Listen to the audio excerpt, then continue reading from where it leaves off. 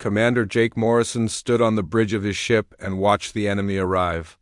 The alien ships came through space like dark clouds, more ships than he had ever seen before. Each one was huge, bigger than any human ship ever built. They moved in perfect lines across the black space around Earth, blocking out the stars behind them. Jake pressed a button on his control panel. His ship, the Liberty, was small compared to the alien fleet, but it was fast and strong. He had commanded this ship for 5 years, and his crew trusted him completely. Today, that trust would be tested like never before. The communication system made a loud beeping sound.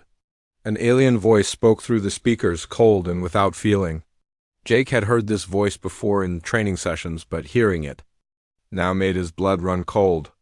The voice belonged to High Archon Veltar, the leader of the Kethran Dominion fleet. "Humans of the third planet," the alien voice said. "Your time of expansion is over. You have spread too far from your homeworld. This ends now." Jake looked at his crew. They were all young, brave people who had joined the Earth Defense Force to protect their home.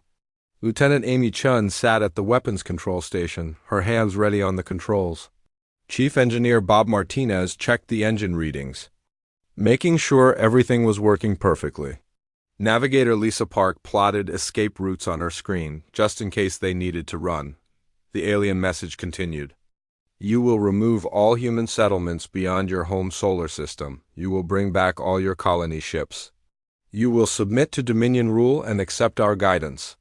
You have 72 hours to comply." Admiral Kate Grant was listening. From Luna Command, the main military base on Earth's moon. She was in charge of all human space forces, a job that had seemed almost boring until today. Now she faced the biggest threat humanity had ever known. The numbers on her screen showed the truth: 300 alien warships against 50 human ships. The math was simple and terrifying. "If you refuse our generous offer," Veltar continued, "we will cleanse your species from the galaxy.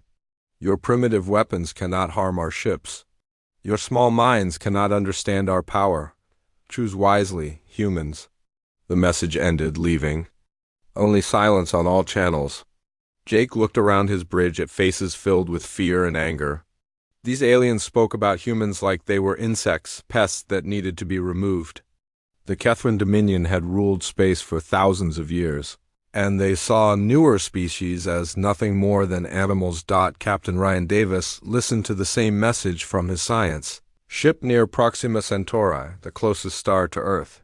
He had been studying alien technology for 10 years, trying to understand how their weapons worked. The colonies he was supposed to protect looked so peaceful from space, but now they were all in danger. Dr. Elena Rodriguez sat in her laboratory on Earth, recording every word the aliens said. She was the top expert on alien biology and had met many different species. Most of them feared the Kethran Dominion, but none had ever successfully fought against them. The Dominion was too strong, too organized, too cruel, but Elena knew something the aliens did not know. Humanity had been preparing for this day for 20 years, ever since they first learned about the Dominion. Secret projects had been running in hidden bases throughout the solar system. New weapons had been designed and tested. Most importantly, human agents had been sent to explore space beyond what the aliens knew about. Lieutenant Colonel Marcus Webb received a coded message at his secret base on Titan, one of Saturn's moons. The message was simple: Protocol 7 is active. Marcus smiled for the first time in days. Protocol 7 was humanity's secret plan, something so dangerous and bold that only a few people knew about it.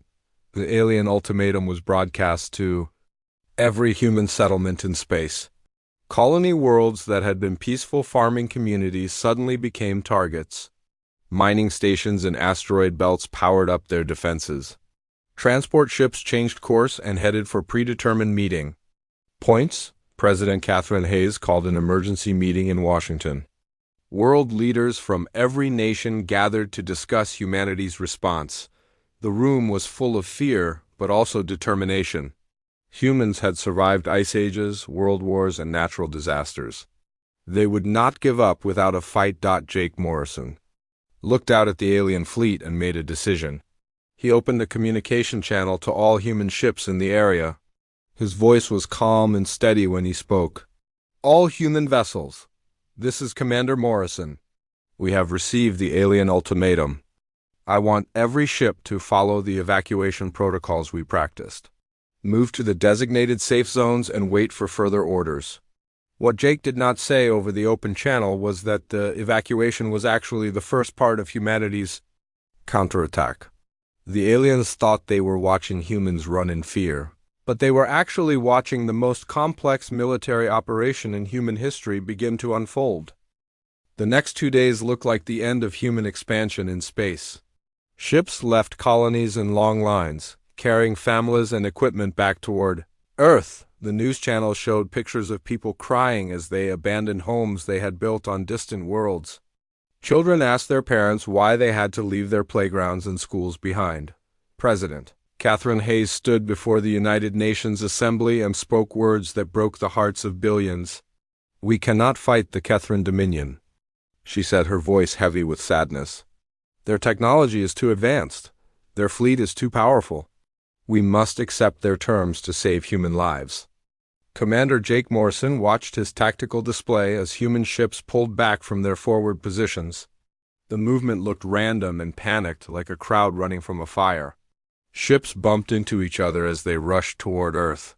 Some vessels reported engine problems and fell behind. Others changed course suddenly, as if their captains had lost their nerve. High Archon Veltar observed the human retreat from his command ship and felt satisfied. The primitive species was behaving exactly as he had predicted. Fear made all lesser beings act the same way, scrambling like frightened animals when faced with superior power. His fleet moved forward to occupy the positions the humans had abandoned. What Veltar could not see was the careful planning behind every movement. Each human ship that appeared to flee in panic was actually moving to a precise location. Captain Amy Turner commanded a stealth ship called the Shadow, hidden in the asteroid belt between Mars and Jupiter. Her job was to watch the alien supply ships and report their positions. "Supply convoy moving past Marker 7, Amy reported over a coded channel. 12 transport ships with minimal escort. They think they own this space now." The alien logistics vessels hung at the edge of the solar system like ripe fruit waiting to be picked. They carried food, fuel, and replacement parts for the invasion fleet. Without these supplies, even the mighty Kethran warships would become helpless metal boxes drifting in space. Dr. Samuel Parker worked day and night in his secret laboratory beneath Luna Command. For 5 years he had been building a device that could disrupt the quantum gates the aliens used for communication. Every piece of alien technology that humans had found or stolen had been studied in this lab. Parker knew more about Kethran science than most Kethrans did. "Final calibrations complete," Parker reported to Admiral Grant. "The quantum disruption array is ready for activation on your command." Meanwhile, Captain Ryan Davis sent routine shipping reports to human colonies throughout local space. To anyone listening, these messages sounded like boring lists of cargo and schedules. But hidden in the numbers was a complex battle plan that had taken years to develop. Colony administrators smiled when they received these messages, because they knew what the code numbers really meant. The evacuation ships were not running away. They were moving into ambush positions that had been planned down to the smallest detail. Mining stations that looked abandoned were actually fully armed and waiting. Transport vessels that seemed helpless carried elite soldiers and advanced weapon systems. Lieutenant Colonel Marcus Webb's team at the Titan Research Station had finished their most important work. For 20 years, human exploration ships had been secretly placing quantum beacons throughout Kethran space. These devices looked like ordinary space debris or broken satellites. The aliens had seen them and ignored them, thinking they were just human junk, but these beacons were actually the key to humanity's master plan. When activated, they would allow human ships to appear anywhere in Kethran territory instantly. The Dominion's greatest advantage was their control of space travel, but humans had found a way to turn that advantage against them. General Patricia Stone coordinated the global effort from deep, underground bunkers beneath the Pentagon. Her computer screen showed the positions of human assets across dozens of star systems. Green dots marked friendly forces, red dots showed enemy positions. The red dots thought they were hunting scattered prey, but they were actually being surrounded by a carefully planned trap. Phoenix teams report ready, came a message from deep space. Trojan assets in position. Hammer units standing by for activation code. These were not random code names. Phoenix teams were human special forces that had been hiding in alien territory for years, disguised as traders and researchers. Trojan assets were sleeper agents who had infiltrated Kethran worlds and were waiting for orders. Hammer units were the hidden fleet of advanced warships that humanity had built in secret. Dr. Elena Rodriguez analyzed every alien communication, looking for signs that the Kethrans suspected something. But Veltar and his commanders were too confident in their superiority to imagine that humans could deceive them. They saw the evacuation and believed it completely.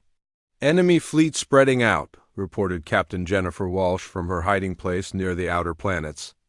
They're extending their formation to cover more space. Perfect for what we have planned. The Kethran fleet was making the classic mistake of overconfident conquerors. They were spreading their forces thin, assuming no threat could reach them. Their ships moved into positions that would make them vulnerable once the trap was sprung. Jake Morrison received a priority message from Admiral Grant. All units, prepare for Phase 2 activation in 18 hours. He passed the word to his crew and saw their fear turn into determination. They had been waiting for this moment their entire military careers. The aliens thought they were watching the collapse of human civilization. Colony after colony appeared to surrender. Defense stations powered down their weapons. Merchant ships broadcast surrender codes. But underneath this appearance of defeat, humanity was preparing to strike back harder than any species in galactic history ever had. Hour 60 of the alien ultimatum brought a message that changed everything. Captain Helen Brooks had been hiding her ship at the very edge of known space for 3 days, waiting for the perfect moment. Her vessel, the Pioneer, had been invisible to alien sensors thanks to advanced stealth technology that the Kethrans thought impossible. "Hi, Archon Veltar," Helen's voice cut through all communication channels in the solar system. "You might want to check on your homeworlds right now." The effect was immediate and shocking. Every alien ship in the fleet tried to contact their home base at the same time. Communication officers pressed buttons frantically, but their quantum communication system was not working properly. Static filled the channels where clear signals should have been. Veltar's tactical officer turned to him with confusion written across his alien features. "Sir, we cannot reach Keth Prime. All long-range communications are down."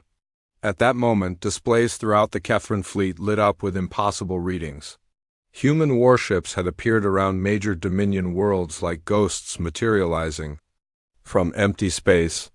These were not the small, primitive vessels the aliens expected to see.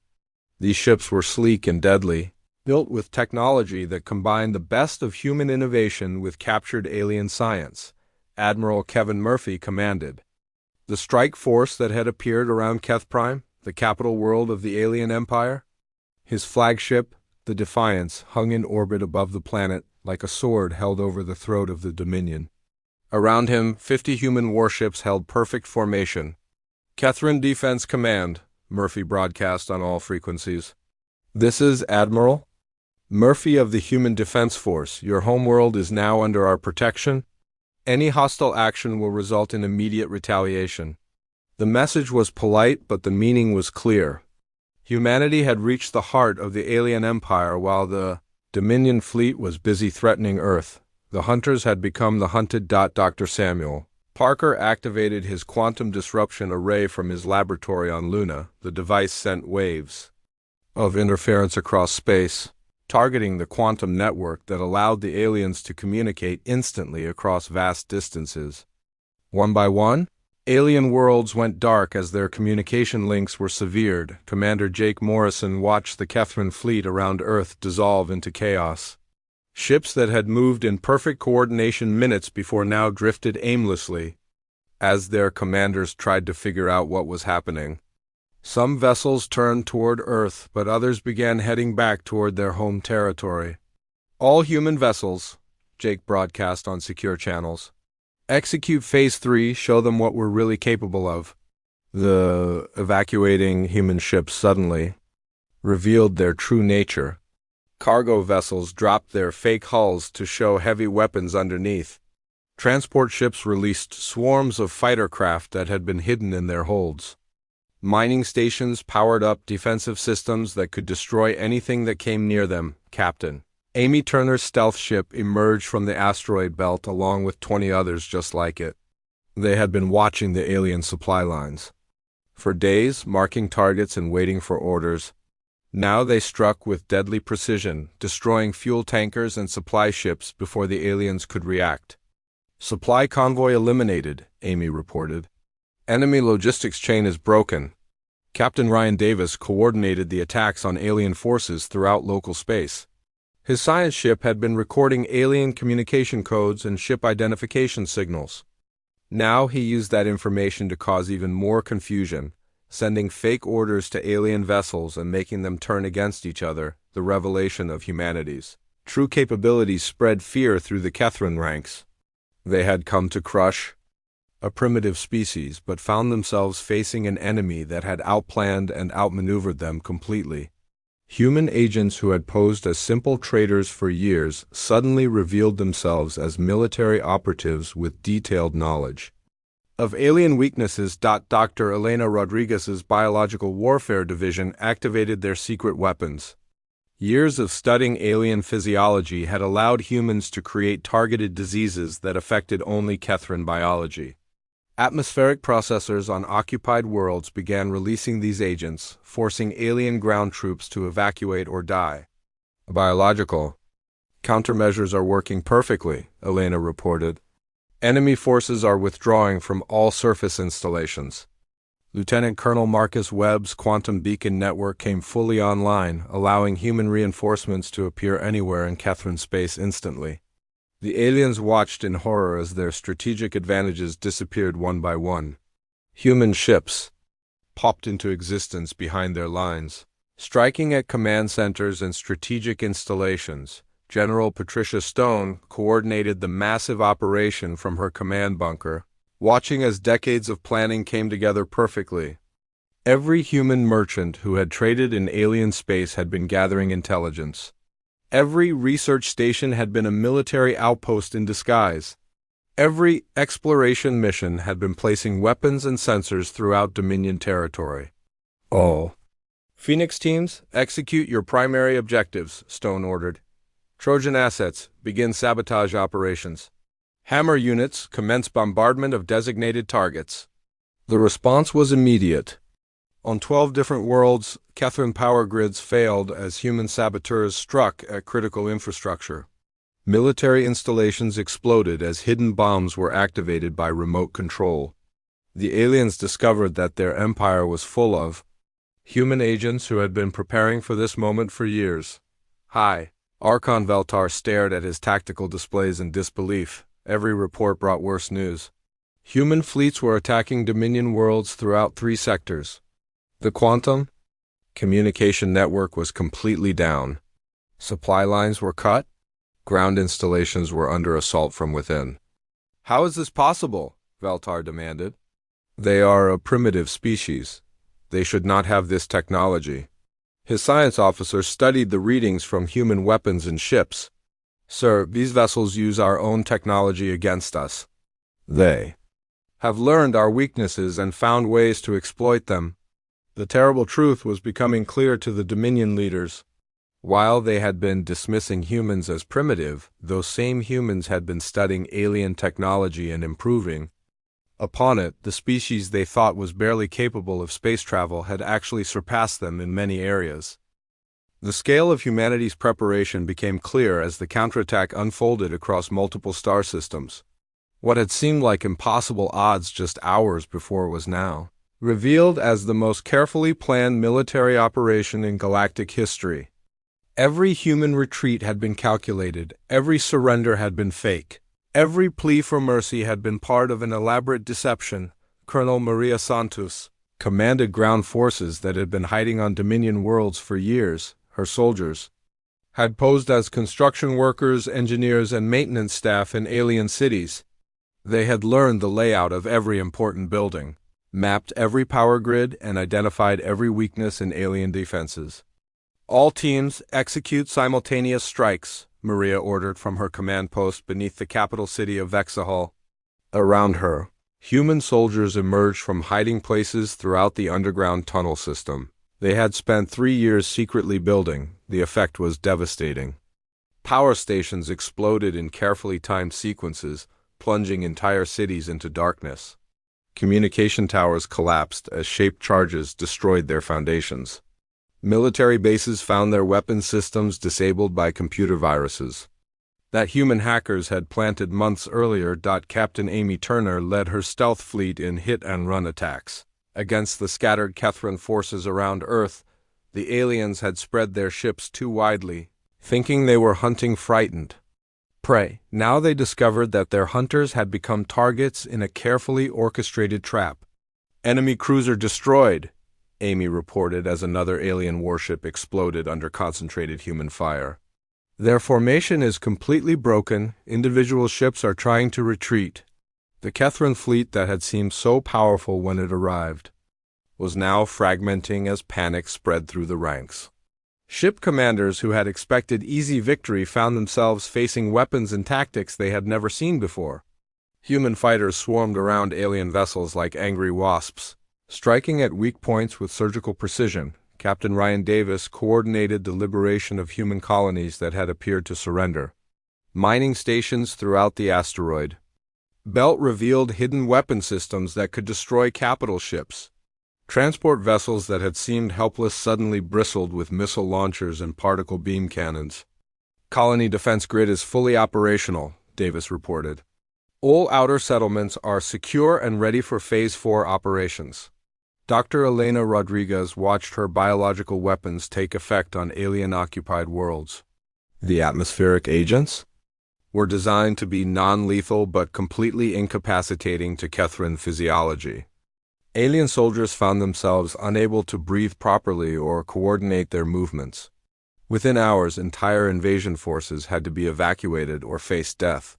Biological countermeasures have cleared 80% of occupied territory, Elena reported. Remaining alien forces are requesting immediate extraction. The technological surprise was perhaps the most shocking aspect of humanity's revelation. Commander Jake Morrison's ship, the Liberty, suddenly revealed advanced shield systems that could deflect alien weapons completely. Human vessels that had appeared primitive and vulnerable were actually more advanced than anything in the Kethran fleet. Admiral Kevin Murphy pressed his attack on Keth Prime, the alien capital world. His fleet had appeared from nowhere using quantum gate technology that the Dominion thought was impossible for humans to master. Now alien defense forces found themselves completely outmatched by weapons that use their own principles against them. Kethran Home Defense Fleet is in full retreat, Murphy reported. Planetary defenses have been neutralized. We now control orbital space around their capital. Dr. Samuel Parker's quantum disruption network had completely crippled alien coordination.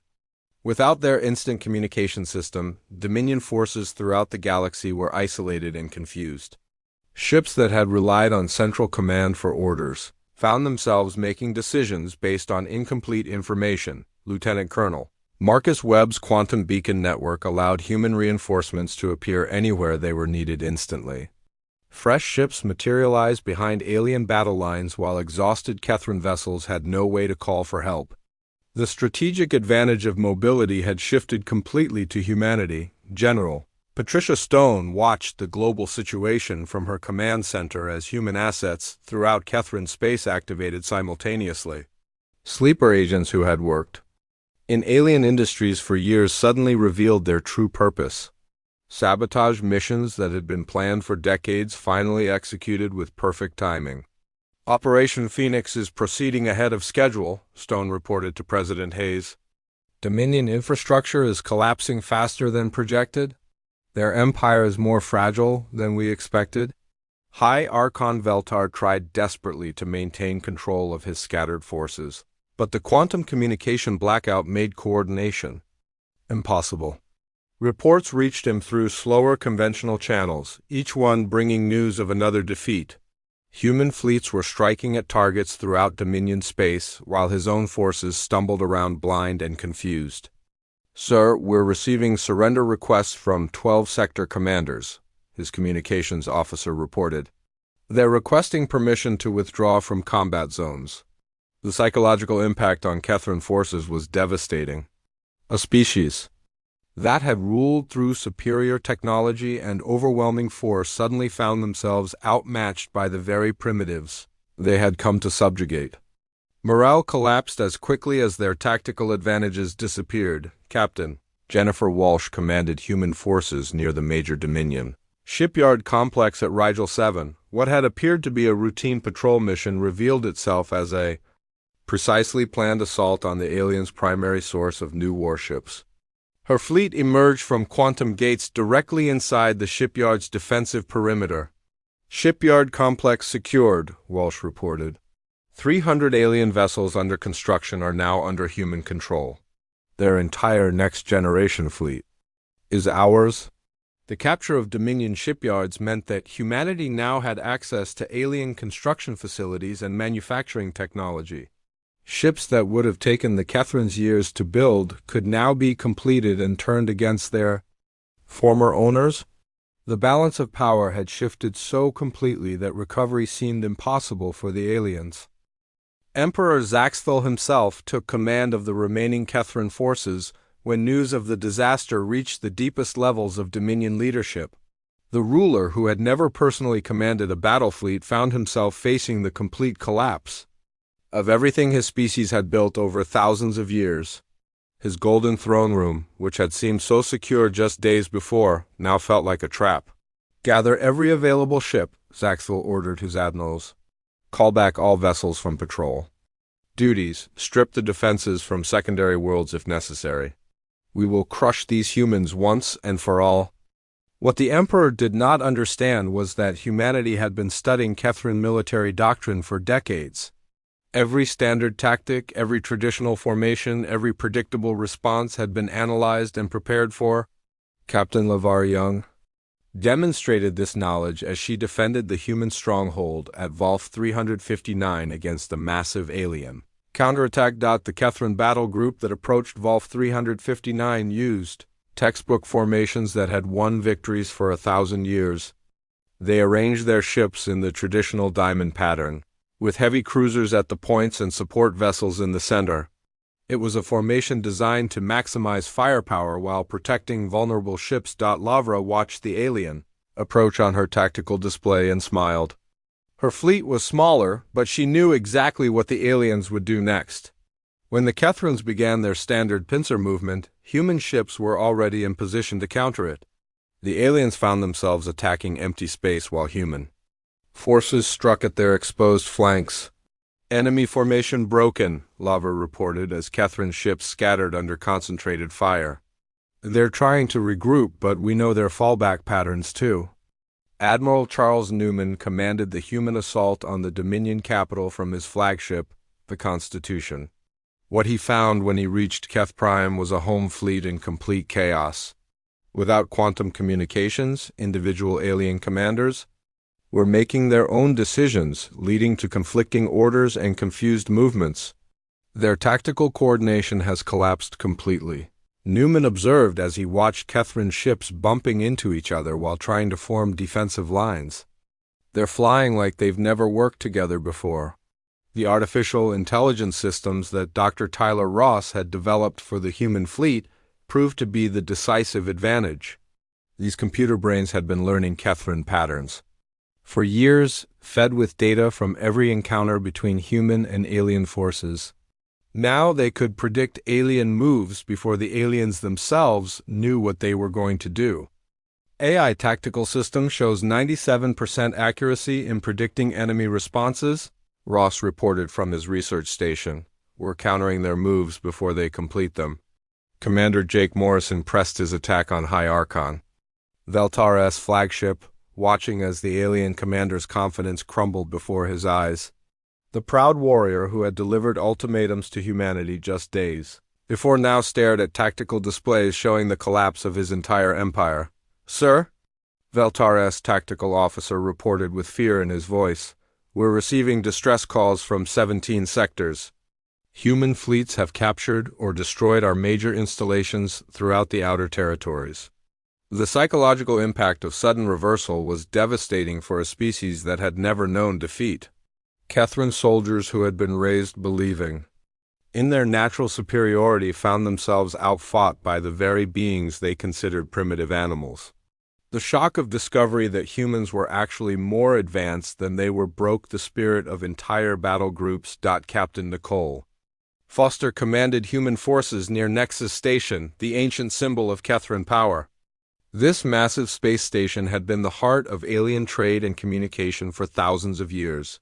Its capture would signal to every species in the galaxy that the age of Dominion rule was over. "Nexus Station defenses are falling back," Foster reported as her fleet closed in on the target. "Enemy ships are requesting permission to surrender rather than face destruction." The surrender requests were coming faster than human commanders could process them. Ship after ship of the once mighty Kethran fleet chose survival over a hopeless fight. The species that had ruled through fear and intimidation found their own forces too, terrified to continue fighting. Dr. Elena Rodriguez monitored the biological weapons effects on alien troops throughout occupied space. The non-lethal agents were designed to incapacitate without killing, but their psychological impact was enormous. Kethran soldiers who had never faced an enemy they could not see or fight were helpless against microscopic weapons. "Alien ground forces are in full retreat from all contested worlds," Elena reported. "They're abandoning equipment and supplies in their rush to reach evacuation ships." Lieutenant Colonel Marcus Webb's quantum beacon network had become a highway for human reinforcements, allowing fresh forces to appear instantly wherever they were needed most. The aliens watched in despair as every time they gained a small advantage, new human ships would materialize to crush their hopes. "Reinforcement deployment at maximum efficiency," Webb reported. "We can maintain numerical superiority in any engagement." Across all theaters simultaneously, General Patricia Stone coordinated the final phases of the operation from her command bunker, watching as the last symbols of Kethran power fell to human forces. The species that had dismissed humans as too primitive to be a threat had been completely outmaneuvered by superior planning and execution. "All primary objectives achieved ahead of schedule," Stone reported to the president. "Dominion command structure has collapsed. Their emperor is requesting direct negotiations." The breaking point came when Emperor Zaxthil's own flagship was surrounded by human vessels. The golden ship that had been the symbol of ultimate power in the galaxy now drifted helpless in space, its weapons offline and its crew in shock. The ruler who had never imagined defeat found himself completely at the mercy of the species he had tried to destroy. Admiral Kevin Murphy opened a communication channel to the Emperor's ship. "Emperor Zaxthil, this is Admiral Murphy of the Human Defense Force. Your empire is finished. Your fleets are scattered or destroyed. Your worlds are under our control. Do you wish to discuss terms of surrender?"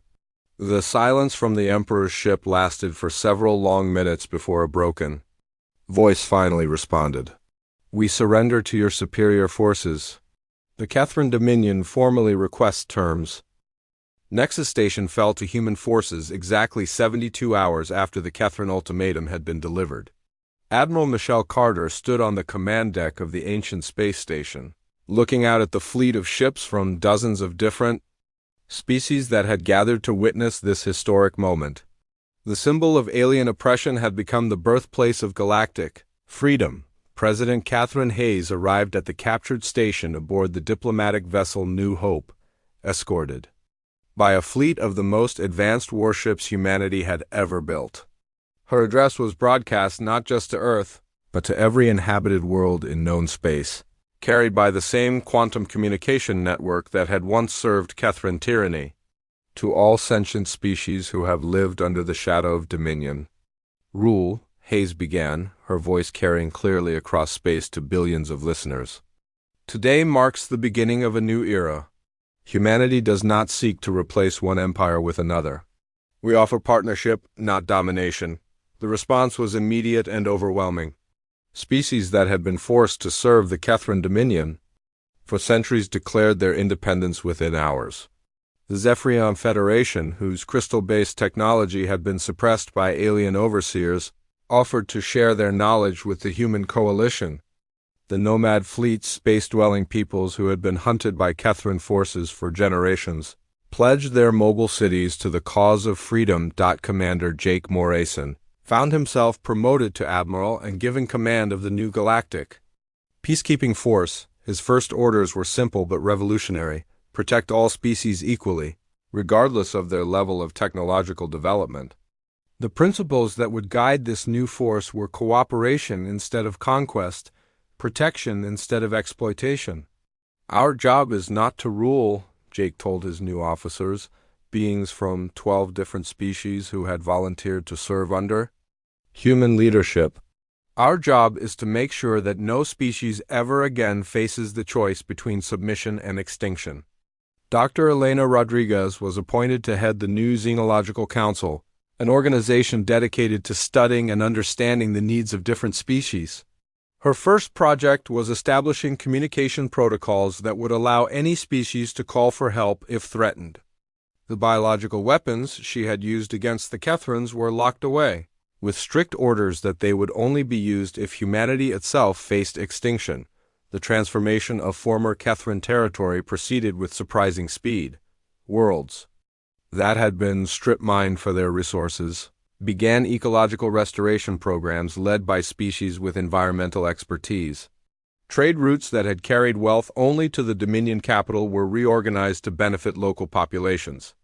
The rigid hierarchy that had oppressed billions was replaced with voluntary cooperation councils. Captain Ryan Davis took command of the exploration vessel New Horizons and led missions to contact species beyond former Dominion space. His ship carried a simple message to isolated worlds: the galaxy was free, and all species were welcome to join a community based on mutual respect and shared prosperity. Many of the encounters were emotional reunions. Species that had been cut off from galactic civilization by Kethran border controls found themselves welcomed back into the community. Ancient grudges that had been fostered by Dominion divide and conquer policies began to heal as former enemies discovered their common desire for peace. Dr. Samuel Parker's quantum communication network became the foundation for a new kind of galactic internet, allowing instant communication between worlds without central control. Unlike the Kethran system, which could be shut down by authority, this network was distributed and democratic, owned by all species collectively. High Archon Veltar, stripped of his military rank but spared execution, was forced to witness the transformation of everything he had believed in. The warrior who had delivered ultimatums to primitive humans now worked as a laborer in the ruins of his former empire, learning humility from the very species he had tried to destroy. "How did you know we would make those mistakes?" Veltar asked Admiral Morrison during one of their rare conversations. "How did you predict our every move?" Jake looked at the former enemy commander with something approaching pity. "We studied you for 20 years.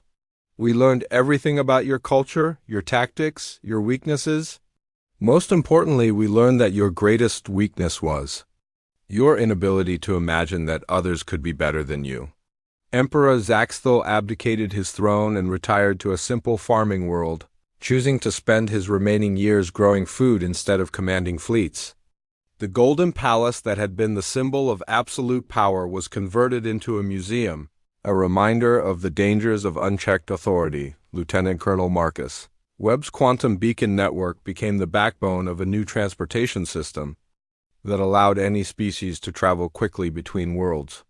Unlike the Kethran gates, which had been controlled by military authority, these new gates were operated by civilian cooperatives that answered to local populations. General Patricia Stone established the Galactic Security Academy on the ruins of the former Dominion military headquarters. Students from dozens of species learned not just military tactics, but also diplomacy, cultural sensitivity, and conflict resolution. The goal was to create peacekeepers who could prevent wars instead of just fighting them. The economic transformation was as dramatic as the political changes. Species that had been forced to provide raw materials to Kethrin factories began developing their own industries. Trade agreements were negotiated between equals instead of imposed by conquerors. Prosperity spread to worlds that had been kept poor by Dominion policies. Captain Jennifer Walsh commanded the new exploration fleets that pushed beyond the boundaries of known space, making contact with species that had hidden from Kethrin expansion. Each new discovery brought fresh perspectives and technologies to the growing galactic community. New Geneva Station was built at the former site of Nexus Station, serving